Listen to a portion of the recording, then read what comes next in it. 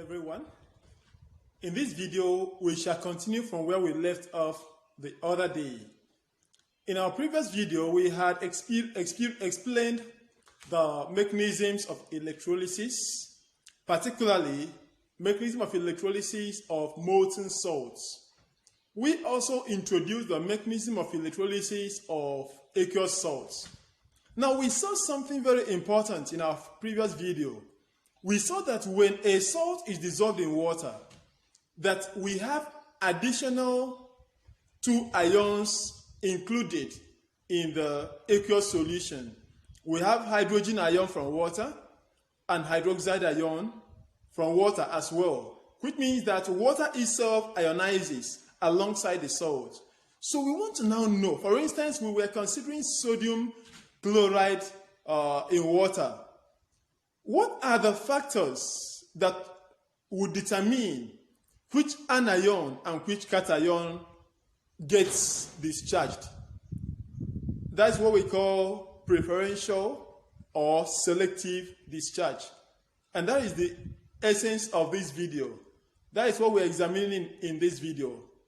There are three factors that determine the preferential discharge of ions. Number one is relative position of the ion on the electrochemical series.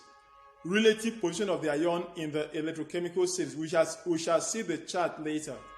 The second one is the relative concentration of the ion. The relative concentration of the ion. And the third one is the nature of the electrode. The nature of the electrode. So these three factors put together determines which ion gets discharged. Let's start with number one, the relative position of the ion in the electrochemical series. Now, the electrochemical series is an arrangement of the ions, the various ions, in the order of their reducing potentials. We shall see this in the chart that follows now. Electrochemical series of metals and non-metals are presented in the chart you can see. For that of metal, that is that of cations rather, we have potassium, calcium, sodium, magnesium, aluminium, zinc, iron, tin, lead, hydrogen or hydroxonium ion, copper, mercury, silver, and gold.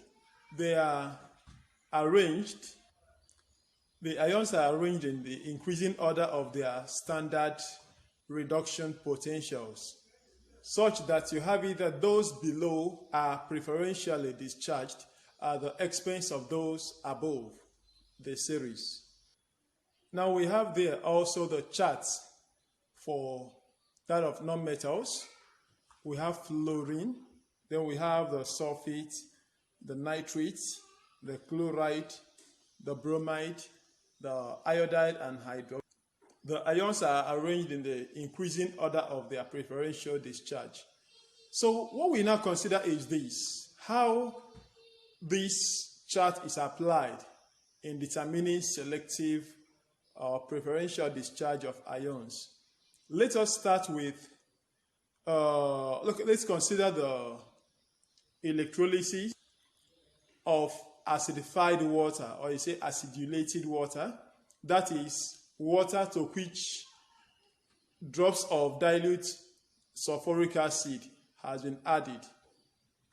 Now you have it that the apparatus for this electrolysis is Hoffman water meter, and during the electrolysis the H2SO4 ionizes as follows according to the equation, and water also ionizes according to the equation. So we have it that the only cation we have here is hydrogen ion. It follows that at the cathode, hydrogen ion gets discharged. But at the anode, we have a competition. We have two anions there. We have tetraoxosulfaceous acid. We also have hydroxide ion there at the anode. So which of them gets discharged? That is the question we are handling now. Going by the activity series, by the electrochemical series rather, we see that hydroxide ion is preferentially discharged, whereas sulfate ion doesn't get discharged because hydroxide ion is lower in the series, whereas sulfate is higher. Even hydroxide ion is also of higher concentration. So we see the equation for the discharge of hydroxide ion. Hydroxide ion, being the anion, discharges by oxidation, whereas the cations discharge by reduction. Which means it's simple, oxidation occurs at the anode and reduction occurs at the cathode. The factor we are considering here is the effect of the relative concentration of the ions. Now, let's use this example, electrolysis of sodium chloride solution. We're going to consider dilute sodium chloride and then concentrated sodium chloride, which is known as brine. First of all, the electrolysis of dilute sodium chloride.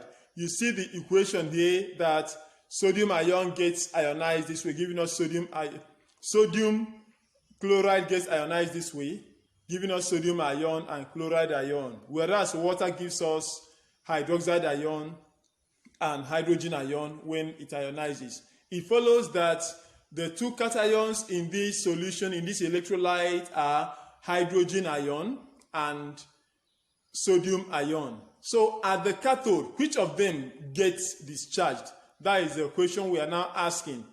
We see that hydrogen ion is of higher concentration than sodium ion. Is also lower in the series. So hydrogen ion gets discharged at the cathode. Now at the anode, we have a competition there. We have hydroxide ion. We also have hydroxide. We also have chloride ion. Which of them gets discharged? Preferentially, hydroxide ion gets discharged. But we see that the concentration of the concentration of hydroxide ion is also above that of chloride ion. So hydroxide ion gets discharged at the anode and hydrogen ion at the cathode. Okay, so now let's consider the second scenario, electrolysis of brine. That is electrolysis of concentrated sodium chloride solution. Now the ionization, we've discussed it in the previous one. So which of the ions gets discharged here? At the cathode, hydrogen ion gets discharged, although sodium ion is of higher concentration. But we see that the distance or the value between the standard electrode potential of sodium ion and hydrogen ion is very high, such that, the distance is very high. That is why sodium ion will not get discharged. Hydroxide ion gets discharged at the expense of sodium ion. But when we come to the anions, we see that their positions are close. The values of their standard electrode potentials is close to each other.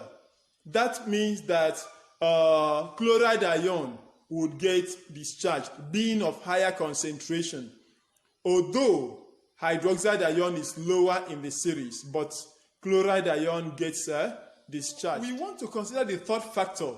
We have discussed the effects of position in the electrochemical series. We've discussed the relative concentration. Now we want to talk about the nature of the electrode. Let's use the electrolysis of copper 2 tetraoxosulfate 6, an aqueous solution of this. So let's use it as an example here. When we use graphite electrodes, particularly graphite anode, during this electrolysis, of course, we see the equation for the ionization. Copper 2 tetraoxosulfate 6 ionized to give us copper 2 ion and tetraoxosulfate 6 ion, that is sulfate ion. So when we use graphite electrode, particularly graphite anode, what happens?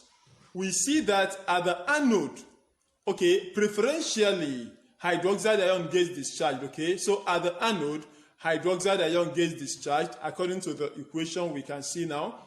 But at the cathode, what happens is that, of course, preferentially copper 2 ion should get discharged. It's even below hydrogen ion and also is of higher concentration. So we have it that copper 2 ion gets discharged at the cathode, according to the equation you will see.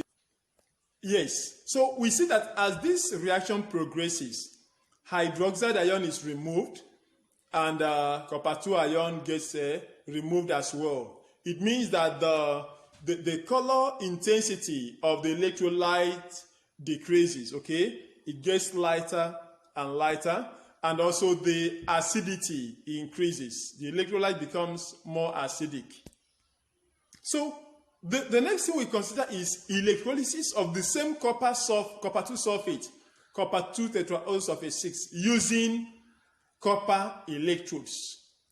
At this time around, still at the cathode, copper 2 ion gets discharged, each of them accepting 2 electrons, that is, gets discharged by reduction.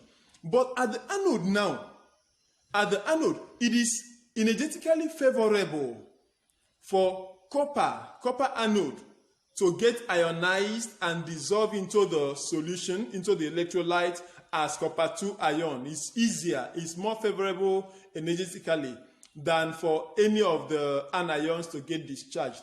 So we see the equation now of what happens at the anode, that the copper atoms there, each of the copper atoms loses 2 electrons and goes into the equation as copper 2 ions, which means that as copper 2 ions are being added to the solution, to the electrolyte at the anode, at the cathode, they are being discharged. It means that the color intensity of the electrolyte remains the same throughout the electrolytic process. And we have it also that the cathode gets larger in size, whereas the anode gets smaller in size. So you see that copper is being taken from the anode in essence and being deposited at the cathode. This principle is being employed during the purification of copper and during electroplating, copper plating. We shall examine that in the next video when we discuss applications of electrolysis. Thank you very much for watching.